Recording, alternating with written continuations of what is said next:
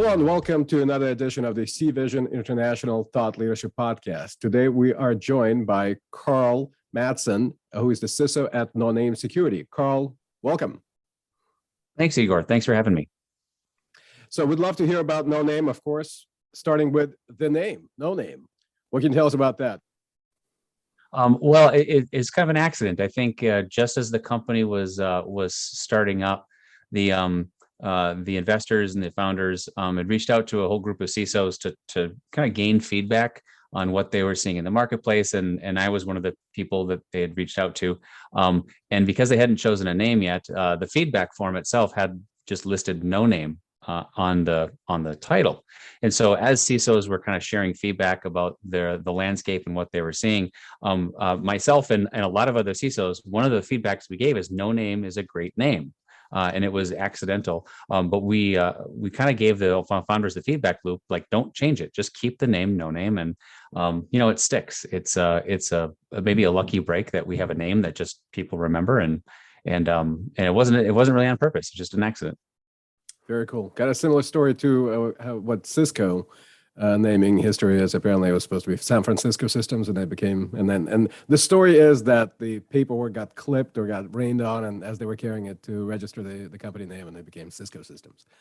So you guys actually have a real story, and that's great. Okay, well, thanks for sharing that with us. So I hear some big news. Noname, 1 billion. You guys are a unicorn. So that's very cool. That's very recent. Tell us about that. So how has that changed the perspective of the leadership? Obviously, you guys are growing very fast. I read somewhere 400% growth year over year. So that's crazy. Obviously, the sector is going crazy. So tell us about that.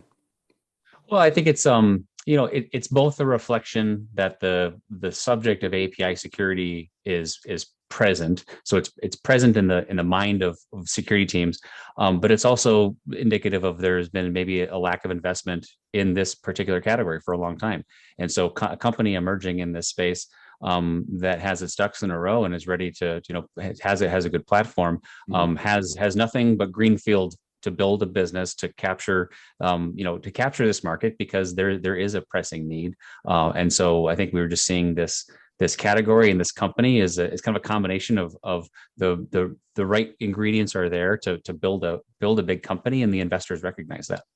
That's fantastic. Well, it sounds not only are you capturing the market, it sounds like you're driving the market, creating the market in a certain way. You're doing a lot of innovation. And of course, we know that API security is a rapidly emerging marketplace, and folks are becoming a lot more cognizant of the risks in that space. And of course, we've seen a lot of work developing APIs and making APIs sort of the driving force of kind of Web 3.0 and the new economy, new digital economy. So with that comes a lot of risks, and I know a lot of folks are concerned about that. So you guys have an answer. You have definitely a good corner of the market on the answer in API security. What can you tell us about that? What's Noname's, and kind of what's your view on API security? Well, I think APIs are not new. I mean, 10 years ago we were doing API integrations, usually like point to point inside the network, and so I think the geometry of APIs really changes when we're talking about like mass producing public facing APIs, and so they went from being sort of a utility service of convenience to now being, like, literally in a lot of cases a revenue stream for an organization. And so when you're talking about an API being a revenue stream or a key channel for sensitive data, it's a level of precision that has to be there. The precision of security, and it needs to start from the developer hands-on keyboard all the way through the SOC and what alert is ticking off at 2 a.m. on a Saturday, because now that asset is exposed publicly, that's really what changed things with APIs. And so, I mean, our model is to cover all of that. And I think there have been there's some talented people and some good companies who've built capabilities for API security early in source code development, or even in security operations or web application firewalls, API gateways. There are some key capabilities there, but I think it's the thread all the way across the organization, from sort of original code to operational. What does my SOC analyst do with an attempt to compromise an API? Threading those things all together makes sense now. And that's where I think we're capitalizing on the ability to connect the dots. Mm-hmm. Mm-hmm. Yeah, it definitely sounds like things are getting a lot smarter, and of course, the attackers are getting a lot more advanced. I remember back in the day, when PCI DSS, I think version 2.0 was coming out, and Palo Alto, of course, lobbied to have the application gateway inserted as an entire category of controls, basically. And so, if you had legacy applications and you couldn't secure them internally, and you couldn't put controls inside the applications, which was a lot of the cases, especially at larger companies, banks, et cetera, they just couldn't retrofit that capability inside. Some of them couldn't even have telemetry.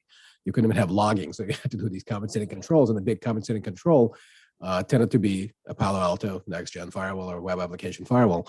And of course, this is more than a decade ago, probably close to 15 years ago. And things have gotten a lot smarter since then, thankfully. And so I'm curious about what your thoughts on that are. Also, we've seen a lot of that growth. We've seen a lot of the familiarity and sophistication in the attack scenarios. The tradecraft, of course, has become very proliferated. We don't really have a non-proliferation model for cyber tradecraft because, well, once it's out there, it's out there. We've seen the WikiLeaks, we've seen the Vault 7 leaks. So a lot of the tool sets got out there. So pretty much anybody can be in that game now with a very minor investment. And you really don't have that barrier to entry that used to be the skill set. You have to learn, you have to know, you have to operate. And now you can just kind of consume the tradecraft and then repurpose it for nefarious purposes. What does that put us in terms of attack surface? What does that put us in terms of our threat environment? And again, what role does API security play in that? Well, I think what APIs, what's happening with APIs is making the attacker's job easier before we're making it harder. It's making it easier because you mentioned like web application firewalls are not new. The sort of step one in protecting any application, including APIs, if it's public facing, is put it behind a WAF. Now, so if we're in an environment today where application development is becoming decentralized, it's becoming managed by product teams, and continuous delivery, continuous development are producing hundreds of APIs off of the development assembly line into production. First and foremost, hygiene. So, all APIs need to adopt the standard controls of the environment. And so the first thing is like 95% of an organization can usually be de-risked from API attack simply by using the control points they have in place. And so the trick is for security teams to be a part of at the table when those APIs are developed and to be present in the code pipeline, because an API being published publicly that doesn't even use the controls that are designed to be utilized for an API, then it's a moot point. You've just opened up the door. It's kind of like an insecure S3 bucket. You're just sort of opening it up to the world. So most risk is just basic blocking and tackling. But with APIs, it's at scale because you're talking about hundreds and oftentimes thousands of assets that have to be, put behind a WAF or brokered through a gateway. And then the second, and then that narrows us down. If we had good hygiene, then we could then focus on the more sophisticated attacker and the sophisticated patterns. And when we talk about tradecraft, it's interesting to think about APIs with respect that every API is its own unique software piece, every API. So there really is no such thing as a 0-day across APIs. There's a 0-day for every API if it's designed poorly. So in that sense, tradecraft is very customized for APIs, and that's why we take the approach that looking at the API and developing the behavioral models. So then by behavioral models, what I really mean is when we can devise a model that indicates what good behavior or good use of the API equals, then everything that doesn't equal the intended use is therefore an anomaly. So like, for example, in a lot of areas of security, we have to have lists of bad actors or lists of MD5 hashes or lists of bad IPs, et cetera. In APIs, that doesn't really work very well because every API is unique. And so what we really focus on this behavioral model is identify what right is. And then when right is not occurring, then we have the opportunity to interdict with that, whatever the misuse or anomaly is in progress. So it sounds like at a very basic level, to start somebody off on that journey of securing their API landscape, you're talking about allow lists. So kind of explicit allow list, figuring out what is the minimum level of functionality you have to provide, secure that, and then everything else is considered to be not allowed. Well, like I'll give you a good example. The good example is you go shopping on the online website and you log into the site, you find the items you want, you add them to your cart, you check out, you go to the payment instructions, and let's say you have to update your credit card data, and then you check out. Let's say that's a typical customer journey through a retail commerce site. Um, but what if the API call is to change credit card payment details, but the user did not previously even log into the site? So what you have is you have a circumstance where the user's activity does not match the intended user journey through the website of logging in first, getting to the credit card piece. So even if that user has a valid credential and token, if the first thing they do is change their credit card number or change the delivery address, you have like a violation of the API's logic. And so you can model that. And you can model that with a tremendous degree of precision. Is how do you expect the experience to go so that you can identify when someone is trying to misuse it? And that's a good example of something where if I have a valid credential or a valid token and I'm changing instructions, a web application or a firewall or a gateway is going to see that packet and allow it through because it possesses all the characteristics of a good API call, but it is done with ill intent. And so that modeling is where we get to, I think, those more sophisticated attackers that really know what they're doing and know how to evade the controls that are designed and then exploit the weakness within the business logic itself. And that's interesting that you mentioned business logic, and I was kind of going to that next, is that you're talking about really behavioral stateful inspection of transactions. Absolutely. At the API level. And, kind of like we used to have stateless and stateful inspection at the firewall, the sophistication level to actually execute something like this, the compute power, and also the ability to store enough of those transactions in memory through the entire life cycle of that transaction, making sure that you can understand the context of every possible scenario. That's very important. It's very tough to do, which is why you guys obviously have cornered the market on this capability in a certain way. And I think a lot of that innovation is kind of going towards that. I remember back in the day, we had the SIMs, and then Exabeam came out on the market. And suddenly we had this actual capability that we talked about for years and years and years. Back in my days at Microsoft, we were thinking about this nirvana state where we could actually have, capturing all these data points and then mapping them across a timeline and understanding the relationships and drawing this. And so now, of course, we have Microsoft Graph and other folks who are doing graph-based detection, where you can actually map those relationships. You can understand transactions. You can understand how data moves from one step to the next and keep it all in global context. That's really tough to do. And again, we understand conceptually how to get it done, but very few folks have actually been able to execute. And it sounds like you guys have figured it out. Well, we definitely think that we have some really remarkable successes, and I think that we have a data science team and a research team that's 75 people that is constantly focusing on model development, the behavioral models, and then those models that can learn as, like, just a perfect example at APIs change a lot. The schema has changed a lot, and when a schema changes, the model has to change. And so, I think we're entering that territory where now we can do, some pretty sophisticated detection that may not be 100% all the time, but it is a leap year, better than just like signature-based attack prevention, because that's what WAFs are fantastic at that, and we always want API defense to start at the WAF because they do an excellent job of those things, and then they're reserving that our focus on the business logic and that the data science behind the modeling. That's exactly we have our chips on the table that's the way to stop API abuse is the modeling of the business logic. Absolutely. Well, it's tough to do, right?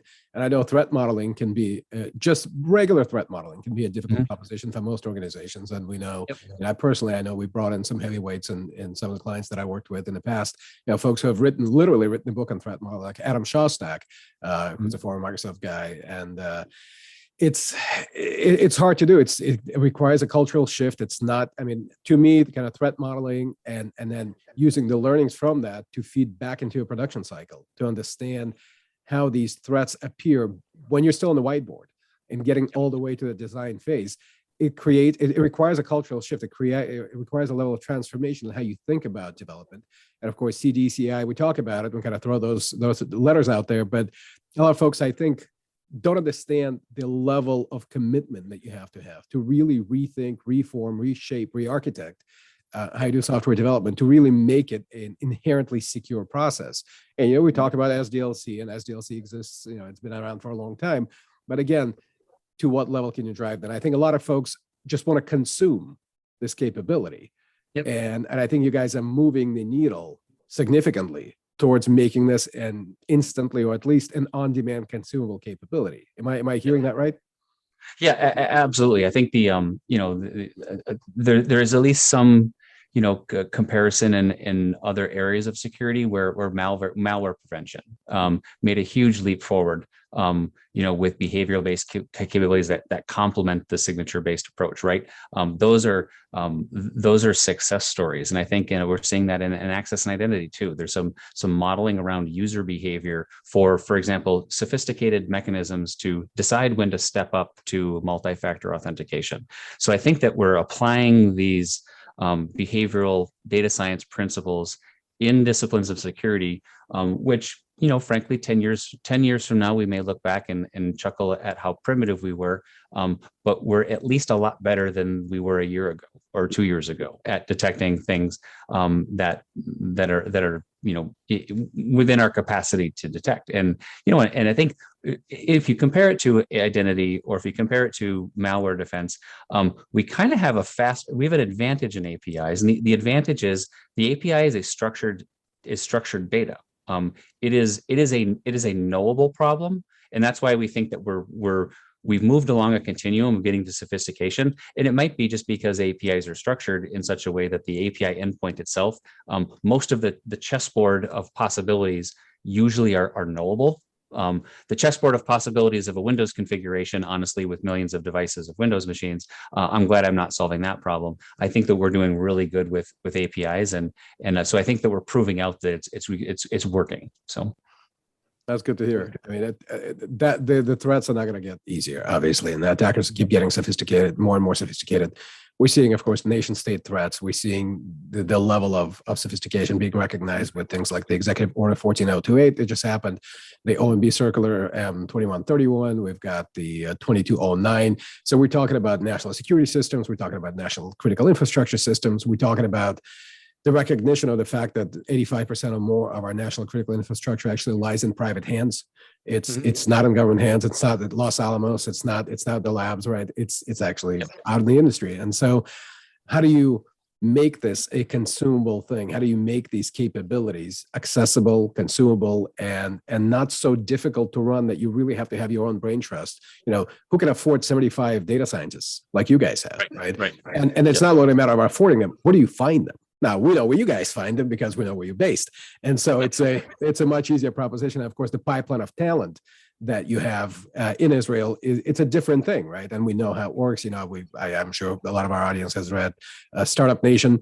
Right? So there is a concerted effort to drive that level of innovation and make sure that the brains don't fall off the wagon, right? That you actually get them into the pipeline and make sure you can leverage a lot of that intelligence and capability and identify it early on.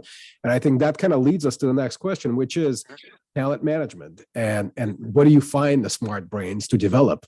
And how do you keep them interested and keep them engaged, keep them excited about the work that they're doing? How do you give them creative challenges that are interesting and not just quantitative, right? And I think we've seen, with outsourcing and the globalization, we've seen this push towards just consumable, commoditized capabilities where it's how many lines of code can you produce. It's not the quality of the code. And I think you guys are moving in a completely opposite direction. You're looking for the quality, you're looking for the innovation. You're not afraid to invest, and your investors obviously are following along and they're leading the charge on investing into the kind of innovation that you guys are bringing forth. So I'm curious about your perspective. Obviously, you're part of the company. You kind of see some of the things behind the curtains, and maybe you don't want to share too much, but what can you share with the audience about kind of the philosophy, the mindset, the leadership ideas that drive this kind of talent and attract this kind of talent and keep it around? Well, the first thing I think is very tactical as it relates to our origin story and our R&D and software development teams in Israel, which is the unusual luxury of having software developers who are also security professionals, and they're not in conflict with those roles. So like we have folks on our team in Noname whose day job is a software engineer, but they have always been, since their beginning, a security person also. And so, for example, if a great example would be security awareness training, like we do our own internally, like every company in the world does. I never have to chase anybody down to ask them to do their training, because everybody in the company is a security professional, right? There's really no convincing that security is a major factor. So I think at some level, I think that's something that we ought to think about. How do we model that in corporate US security teams, which is when our security teams are software engineers and security people simultaneously, it's magical to see what happens and how fast people move, how much we can capitalize on automation. My background, 20 years ago, I was for a network centric trained professional. That's how I sort of entered the sort of the discipline, was understanding cybersecurity from a network perspective. And I think that shift is happening to all things being software. It's infrastructure as code, it's platform as code, it's obviously application security. So I think the more that we invest in our people to be software developers themselves, even if it's just things like Python scripting, just having the tools and the mindset of understanding the software world we're living in, I think that gives security teams the ability to scale and automate in a new way. So I think that we can do, if I were to design a perfect corporate security team from scratch today, for a new company, what I would say is let's get security engineers with software training, because those skills now can be transformed into creating amazing automation and capitalizing on like cloud native services in a way that some of us, myself included, we're not prepared for 10 years from now. And so I think of our software team in Israel is really like they're the catalyst for the company, and it's a huge luxury to have people who are security professionals and software engineers simultaneously. I will always want that in the rest of my security career, to know that we don't have to choose between being a developer and being a security person. We need to grow both of those things together. I'm listening to you, and I'm very encouraged by this, because this is the kind of thing that I've always advocated for, making security a dimension of every function within the business, and especially within the IT teams and software teams. And I remember fondly my days back at Microsoft when we started SDLC, and when a couple of my colleagues were actually assigned to go and drive this message into the troops. And, Microsoft took that big pause. It was very public. After Bill Gates wrote the memo, the trustworthy computing memo, we took a pause, wrote no code, and just did bug bashing for a couple of months. And it was one of those monumental things that you have to do to really get a company of that size to really shift its thinking and kind of point in a new direction to say, we will be about security. And it's not just a marketing thing. It's not just something we say in our sales meetings. It's true, it's real, and we're going to embed it into everything. And it's still ongoing, right? It's never done. And so I think you're right. It is a luxury to have the kind of talent pool that you guys enjoy and that you leverage. But I think it's not the reality for most of us. And I think it's that constant struggle to ensure that we embed security within, and not just within the product development process, but also across every function. To me, I think it's kind of a funny thing. You and I are both CISOs, and we've done, we've been in that chair for a long time. And it's hard to even say this, but I almost want to eliminate the role of a CISO, right? Security shouldn't exist in its own function. It should be embedded. It should be embedded to the degree where the CIO and the CISO is the same thing. Where there is no IT without security, and there is no business without security, or resilience, as the business folks would put it, right? And it's about risk in the end. It's a risk to the business. And to me, when I see large companies, especially when they have a separate security function, a separate risk function, a separate compliance function, and they become their own animal, and there is very little integration, they grow silos, and they just become these weird enclaves of activity. They're really not well integrated, and the data doesn't get fed between them. And then you wind up basically pre-9/11 CIA, FBI kind of a thing, where they're not even talking, right? And things are happening, they're aware of them, but it becomes very cliquey, it becomes very siloed and politically segregated. And that is literally the antithesis to what we need to have. We need to have more integration. We need to recognize that it's data. There is no risk data, security data, compliance data. It's all data. And I think the other thing is the convergence, right? I think I'd love to talk to you about that too. We've converged our networks, OT, IT, they've become one. I think going back over a decade, as soon as Windows wound up in OT, it was game over. It was all going to become converged eventually. And then the business leadership said, look, we want to have that data from OT in our ERP. We want it up to date. We wanted to admit it. We don't want to wait till the end of the day to see what the production run was. I want to know how many widgets I'm making per second. And then we're gonna make something with that. We're gonna make decisions based around that. So we've become exceedingly good at that piece of it, but not as good as taking advantage of that same real-time telemetry for risk, compliance, and security reasons. And I think a lot of it has to do with the fact that organizations are still run very much in this silent fashion. And so to me, I think the answer is, instead of saying, look, security's got to run it all, like this is a constant struggle that I see on LinkedIn. People are talking to me about it. Who should report to whom? Is it CIO to CISO or CISO to CIO? And I think you're asking the wrong question. It should be one. It should be converged. And maybe it's two people. I mean, some companies have co-CEOs, and that's fine. But you do have, and maybe it's based on your background, and maybe it's based on your knowledge or your training. But these are two of the same. These are two sides of the same coin. And I think a lot of folks just fail to recognize that. So anyway, that's kind of my take on that. I'm curious what you think about that, especially from a perspective of API. And I think especially that things, kind of the no-code world that we're living in now that's being promoted, I think just creation, the development itself is becoming a lot more accessible to so many folks. A lot more folks are jumping in. I mean, I'm seeing a lot of traffic about that online. Folks are talking about, what it even means to be a software developer anymore when you can do no code development. How much of that responsibility now lies with folks like us to ensure that those kinds of tools are inherently secure? Well, gosh, there are so many interesting things you said there, Igor. One thing I think is a reference point that I go back to fairly often is thinking about quality. So I think if we take the concepts of shift left and whatever that buzzword means, it does have it has an end game, and the end game is that security and quality are the same thing. So if you were to have your if there is such thing as an average software developer, and then the business line or the product owner that owns that software asset, product managers, software developers, they are acutely aware of and concerned with and taking accountability for product quality. It matters to them that they have defects, and so if we look at the comparison of software quality, software developers don't, or in product managers, have an affinity for knowing like the quality of their software. They check in code, they check it for bugs, etc.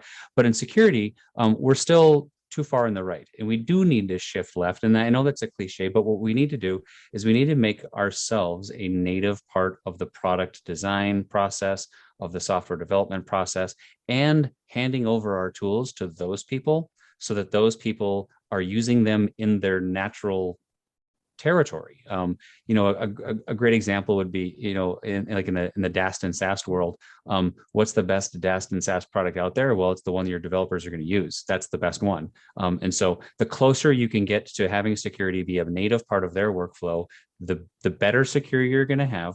And by the way, then it lessens the pressure on having an immense workforce of talented AppSec people to oversee the software development piece. So if I were to, think through where does shift left lead us, shift left leads us to the vast majority of security is taking place on the development teams or in the DevOps team of the infrastructure. And you may have a head of information security or a head of IT risk and compliance, but that person's role is to empower others in the organization to complete their mission without a lot of responsibilities to check and oversee the way that we do today that requires this, workforce of security professionals. So I go back to like the product manager, especially like in digital technologies, for a company like, companies, especially in fintech, like crypto wallets, for example, their APIs are their product, and their product managers understand not just quality, but they understand security, because it's like, and there have been notable failures too, don't get me wrong. But like that, I just use that as an example of I think that's what a product manager and a software development team looks like in the future, is having a product manager and a dev team.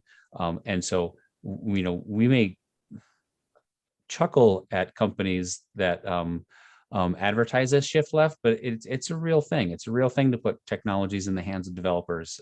It makes a big difference. And I think of that quality model as one that I go back to, and I think of it almost like an aspiration of how do we put security at the table. I want to be at the or perhaps performance is another one. You're a product manager. You care if your application is performant. Does it respond to user requests in a timely manner? Yes, you care about that. Just like you care about, is it free of defects and bugs? Is it free of, security should be that other part of the equation. And so, we are always pursuing how to shift left, and it's not because of marketing reasons. Like, that's how you get better APIs. You put the API testing tools in an IDE. You put them in a automated checks in a code pipeline. So every time something gets checked in, it gets scanned just like it does for quality today. It gets scanned for sort of security vulnerabilities, and that's how to kind of win the game, I think, in the end. And what that does, though, is it takes the spotlight off the security team, right? It kind of defangs that question of where does the CISO report to? Because if the CISO doesn't have an army of security professionals doing security things only, and as a peer to the development team doing developing things only, the CISO role becomes it becomes less of a question about where the reporting relationship goes. Like, I almost think if you have to have that conversation about where you report as a CISO, then I think that means that we've given up on the future state that we're trying to build, which is to actually embed security across our organization so that security is a natural, organic part of design. So, yeah, I couldn't agree more. I mean, I think that you hit the nail on the head there with that last one, especially if that even comes up as a question, I think that's a data point about the kind of organization that you're stepping into as a CISO. And that's something you need to think about. If that's something you're being brought in to transform, that's one thing. But if it's just that's kind of the status quo, that's the reality, that's going to be the way it is. I know a lot of folks are very tied to their histories, and they definitely want to kind of keep the status quo. Change is scary, and transformation can be difficult, and folks may not understand the benefit of rethinking, re-architecting, kind of reworking the model. And also, I know a lot of the folks that come from security tend to be very technical, and they tend to disregard the organizational aspects, the philosophy, the psychology, the human aspect of it all, right? And the importance of looking at things from a change management perspective. What does that mean? Change leadership, what does that mean? And how do you actually onboard it? How do you embed it? A lot of folks are not prepared to do the necessary work, or maybe not be equipped to do it. And then it becomes a question of, do you bring somebody in, an outside force like, Korn Ferry or somebody like that, to help you understand it from purely human organizational perspectives.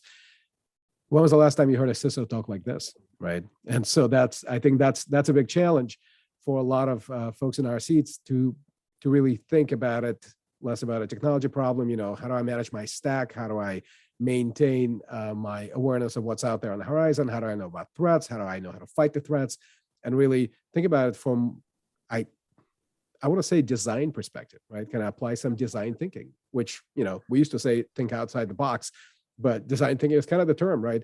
You think creatively, you think beyond the problem itself. You think about what kind of problem it is. You think about the context of the problem. And now we're starting to get into some, navel gazing stuff, right? But in reality, this is the layer that we really need to operate in order to understand where these solutions fit.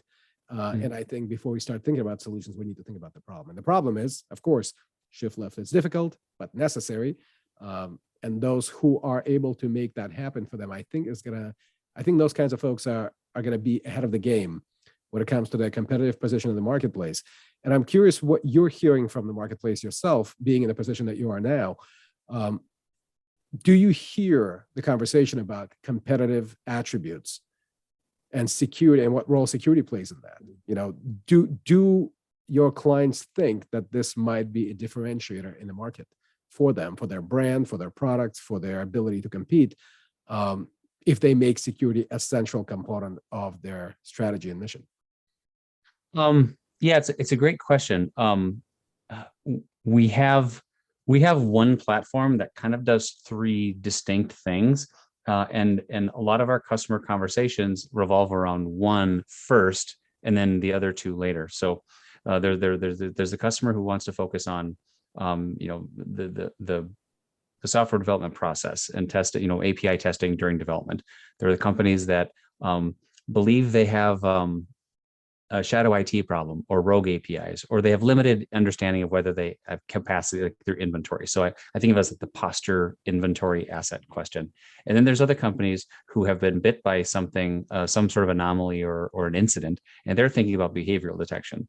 So it's kind of a 1/3, 1/3, 1/3 as far as like when we're sitting down with a company for the first time, they're probably thinking about API security in one of those three primarily as their pain point.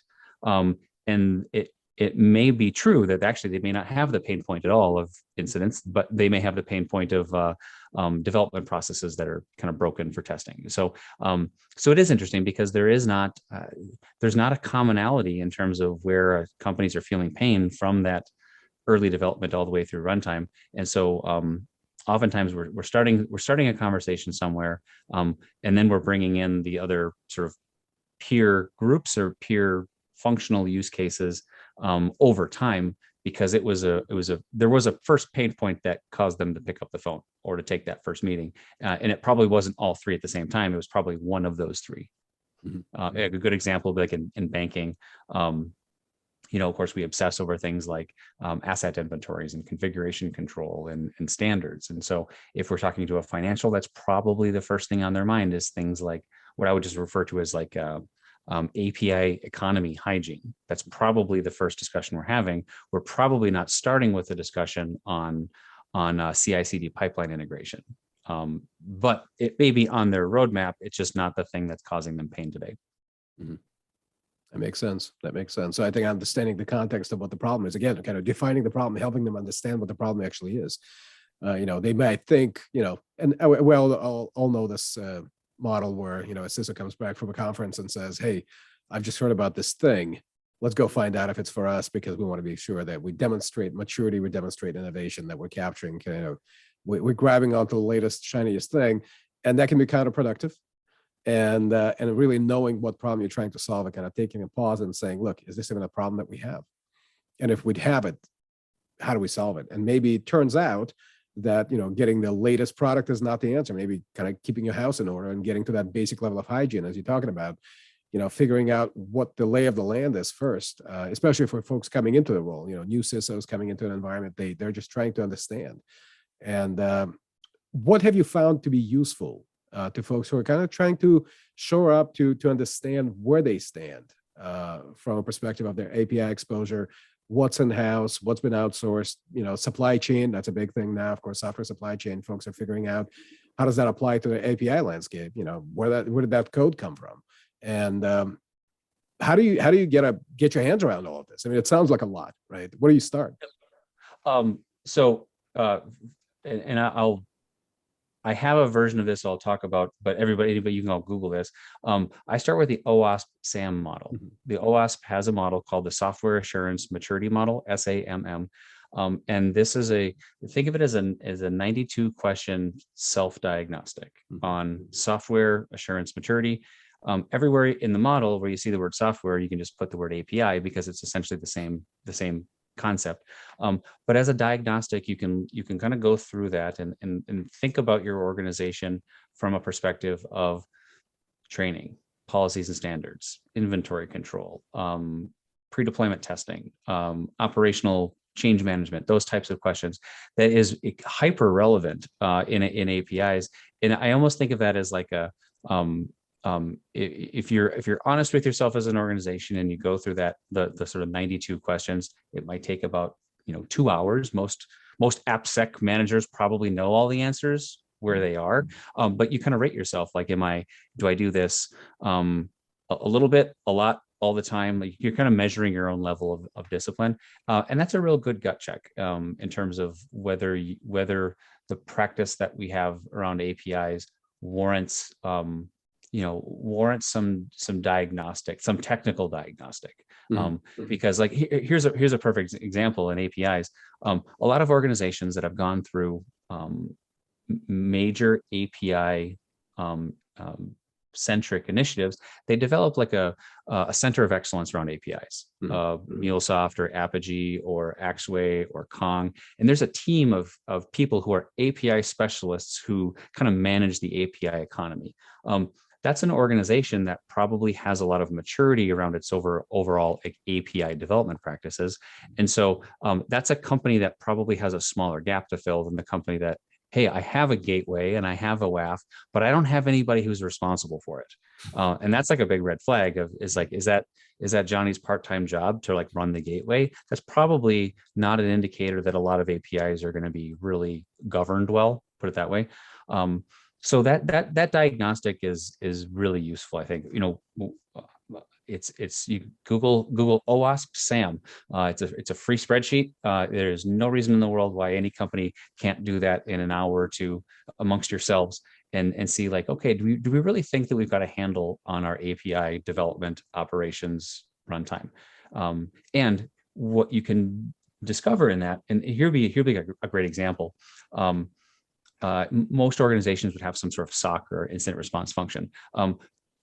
Would the SOC team even be alerted if there was an anomaly or an event on your APIs? And if they were an event, do they have a playbook? Do they know who to call? Like those are like diagnostic questions you can ask yourself. And you may have like you have an organization that's like, hey, I have a rock star SOC, but my SOC wouldn't know if our APIs were being misused because there's no control over that.